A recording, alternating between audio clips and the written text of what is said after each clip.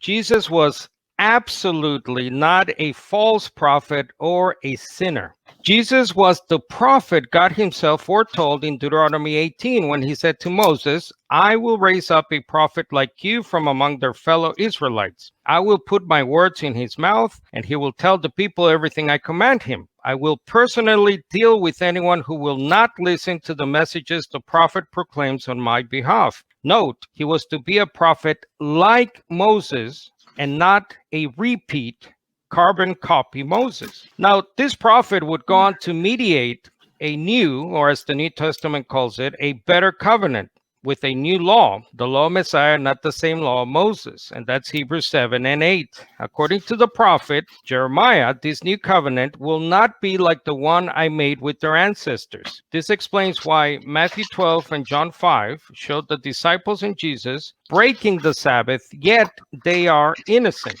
Jesus and his followers are now exempt from that old covenant law of Moses and operating under a different new covenant law given by God.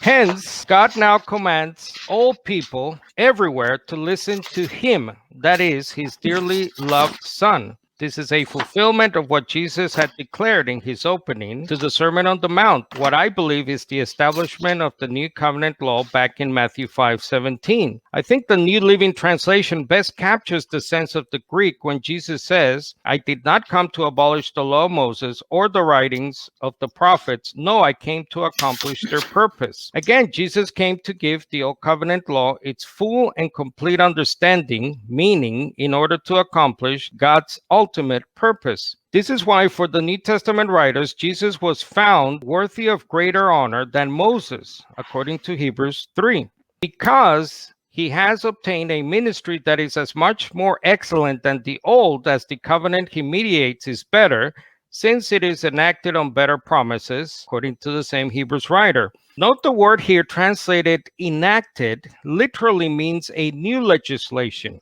a new law enacted during the ministry or teaching of Jesus. As Mayer's New Testament commentary notes, the Greek expression is chosen in order to oppose to the Mosaic law the new covenant, as in some sense a new law now come into force. So the first covenant, according to Hebrews 8, with its former commandments, according to Hebrews 7, has now become a shadow.